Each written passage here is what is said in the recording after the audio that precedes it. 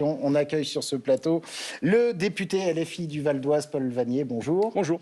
On parlait de Villeneuve-Saint-Georges, défaite de Louis Boyard, 38% à peu près au second tour. Est-ce que c'est un échec Il y a des motifs de satisfaction pour nous dans cette élection. Nous sommes une force très récente, la France insoumise. Louis Boyard est d'abord arrivé en tête au premier tour, loin devant le maire sortant. Au second tour, il fait progresser très nettement le total des voix de la gauche quand on compare son résultat à l'élection de 2020, plus 11 points. Et puis, la France insoumise va entrer maintenant massivement au conseil municipal. Il y a donc des motifs de satisfaction, mais il y a aussi une alerte, une alarme et une inquiétude pour nous parce que nous voyons à nouveau les voix de la droite, de la Macronie et de l'extrême droite se rassembler derrière une candidature au second tour. Parce que la nouvelle maire de Villeneuve-Saint-Georges a été la candidate de Mme Pécresse à M. Zemmour, en passant par M. Bardella et M. Retailleau. Et là, il y a comme une étape de franchie, il y a une fusion, il y a un rapprochement idéologique qui maintenant, sur le terrain électoral, se manifeste. Et c'est une alarme, je crois, pour notre démocratie, pour le pays. Peut-être que c'est aussi le comportement de Louis Boyard qui a fait que certains électeurs de gauche n'ont pas voté forcément pour lui. Il n'y a pas eu de fusion avec la liste menée par le Pierre-Henri. C'est vrai.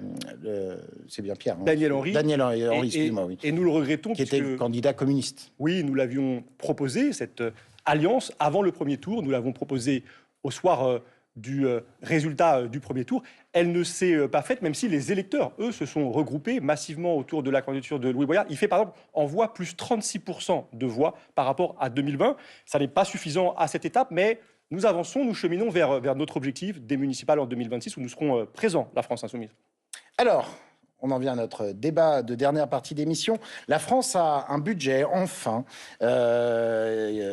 après le rejet donc, des motions de censure mercredi. On prévoit pour 2025 un déficit à 5,4% du PIB, 30 milliards d'euros d'économies, 20 milliards de hausses d'impôts. Alors on peut citer par exemple les surtaxes exceptionnelles sur les grandes entreprises, surtaxes aussi sur les hauts revenus, la taxe sur les rachats d'actions, le maintien de la CVAE, la contribution sur la valeur ajoutée des entreprises ou encore des hausses sur la taxe sur les billets d'avion, je vais y arriver. Et puis, autre exemple, quand on parle d'économie, les collectivités, ça sera 2,2 milliards d'euros de baisse contre 5 milliards évoqués par Michel Barnier. L'écologie, 21 milliards d'euros, c'est 14% de fonds en moins. Gel des crédits de l'AME. Ou encore le budget des sports, on en a parlé, une centaine de millions d'euros en moins. Sylvain Maillard, budget adopté avec un mois et demi de retard, et les motions de censure rejetées. Est-ce que c'est un ouf de soulagement de votre côté ? Oui, la France a besoin d'un budget. On ne peut pas être dans un pays au rayonnement qui est le nôtre sans avoir de budget. Ça veut dire que ce n'est pas piloté et qu'au fond, un certain nombre de programmes, et on en a vu certains, ça a défrayé la chronique, sont mis à l'arrêt parce que nous n'avons plus l'autorisation de pouvoir commencer. On a parlé des services civiques, par exemple. Moi, évidemment, c'est un budget où il y a des choses dedans qui ne correspondent pas du tout à la hausse de ce que nous voulons. Par exemple, ce que nous devons porter. En même temps, la situation est difficile et nous avons été en solidarité avec François Bayrou, avec son équipe, parce que c'est difficile de faire un budget à l'heure actuelle. Tout ne nous convient pas, mais on est heureux qu'il y ait enfin un budget et je crois que les Français l'attendaient. Paul Vannier, vous avez voté la motion de censure chez LFI. Le PS ne l'a pas voté, moins 6 élus. Pourquoi le PS aurait dû forcément voter cette motion de censure ? Parce que cette motion de censure, elle distingue qui est de l'opposition de qui est en soutien du gouvernement. Puisque nous ne pouvions pas voter sur le budget, nous les députés, à cause de ce 49.3 qui l'impose, c'était le moment de la clarification. Ce budget, il est très violent. Il va être très violent pour les Français dans sa mise en œuvre, moins 600 millions pour l'agriculture, moins 1 milliard pour le logement, moins 200 millions pour l'éducation nationale. Je veux le dire, il va y avoir des postes supprimés dans l'éducation nationale, des postes de CPE, des postes d'infirmières scolaires, des postes de surveillants, et on en a besoin. Et c'est un budget qui nous prive d'un avenir meilleur. C'est un budget qui, sur des questions fondamentales pour demain, l'écologie, moins 2,5 milliards. L'enseignement supérieur et la recherche. On voit M. Trump qui prend la tête, qui commence son mandat aux États-Unis, des questions, l'intelligence artificielle, la course à l'espace. Nous avons besoin d'investir dans nos universités, dans la recherche, 1,5 milliard de coupes. Tout ça est très mauvais. Tout ça va produire par ailleurs un effet récessif.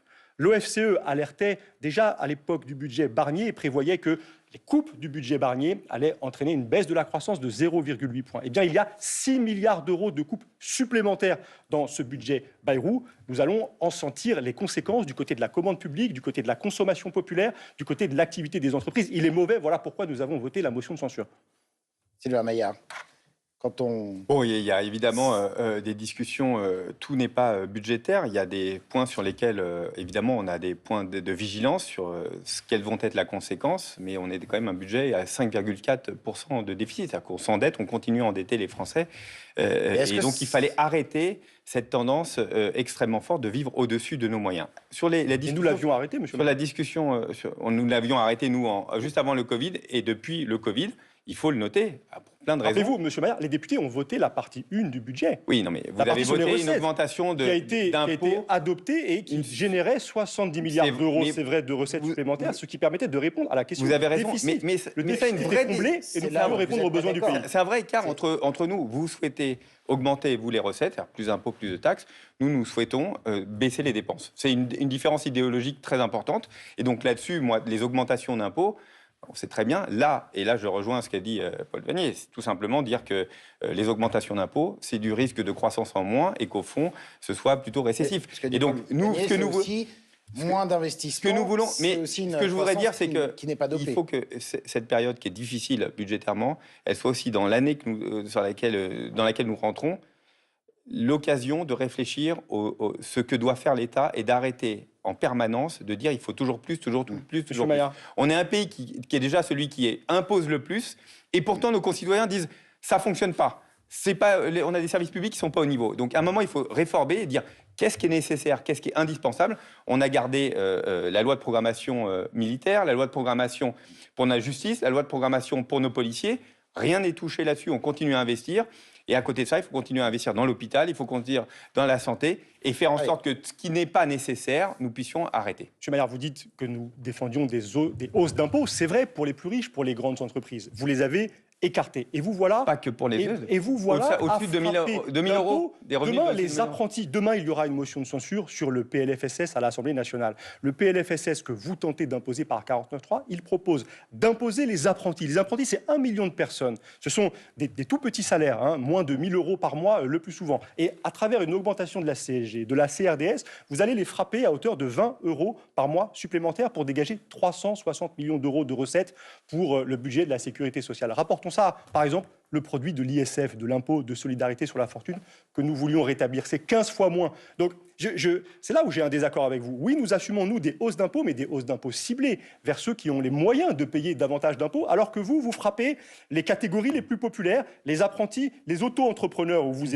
avez pour l'instant suspendu une proposition qui doit mais je suis content de voir que maintenant vous êtes la France Insoumise et pour les auto-entrepreneurs. En tout cas, nous ne sommes pas pour que les coiffeurs, par exemple, demain, payent davantage de TVA alors qu'ils ont des revenus qui sont très faibles et que cette hausse de la TVA les conduirait, par exemple, à augmenter le prix de la coupe de cheveux.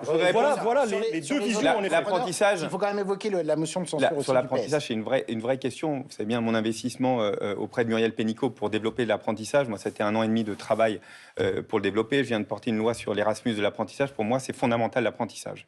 Et dessus, tout ce qui empêche l'étudiant, l'apprenti, de pouvoir sereinement faire ses études, pour moi, est une question sur laquelle nous ne pouvons pas transiger. Et ça fait partie des discussions que nous avons encore dessus. Avec nous demain. Deuxième point important sur les auto-entrepreneurs. D'abord, je me réjouis de voir la France Insoumise maintenant défendre les auto-entrepreneurs. La vérité, c'est que sur les auto-entrepreneurs, pour une partie d'entre eux, ils sont en concurrence directement avec les artisans qui estiment que eux payent la TVA, eux payent les cotisations et que les auto-entrepreneurs, qui certains le font à plein temps, eux ne payent pas l'ensemble de ces charges. Moi, c'est une question qui m'interpelle. D'abord, il faut le faire, il faut prendre le temps de la concertation. C'est ce que fait Éric Lombard. Mais deuxième point important, c'est quand même des gens qui ne payent pas de cotisations et pour eux, pour les retraites, c'est un vrai problème à terme. Donc oui, il faut une discussion et pouvoir arriver à un compromis. Très rapidement, Paul Vannier, les socialistes comptent déposer une motion de censure le 19 février. Est-ce que vous la voterez ? François Hollande a dit que c'était une motion de censure qui n'avait pas vocation à fonctionner. C'est assez étonnant. Nous sommes très clairs. Nous voulons barrer la route de ce gouvernement et de ses budgets, de ces mauvais budgets qui portent des coups aux Français, et de ce gouvernement aussi barrer la route au PS qui est en train d'entrer dans une pente, je veux le dire, très grave, remettant en cause le droit du sol, appelant à un débat sur l'identité nationale. C'est-à-dire qu'il ouvre les portes à l'extrême droite, aux idées d'extrême droite, et on voit d'ailleurs les députés macronistes de droite et d'extrême droite voter ensemble des textes qui remettent en cause les principes républicains. Donc à travers toutes les motions de censure qui viendront de la gauche, eh bien, nous pouvons saisir l'occasion de leur barrer la route. Donc nous voterons à chaque occasion que nous aurons. Est-ce que le NFP, selon vous, avec le Parti socialiste, c'est terminé réellement ? Le NFP ne peut pas avoir un pied dans le soutien au gouvernement et un autre dans l'opposition. C'est impossible pour les électrices et pour les électeurs.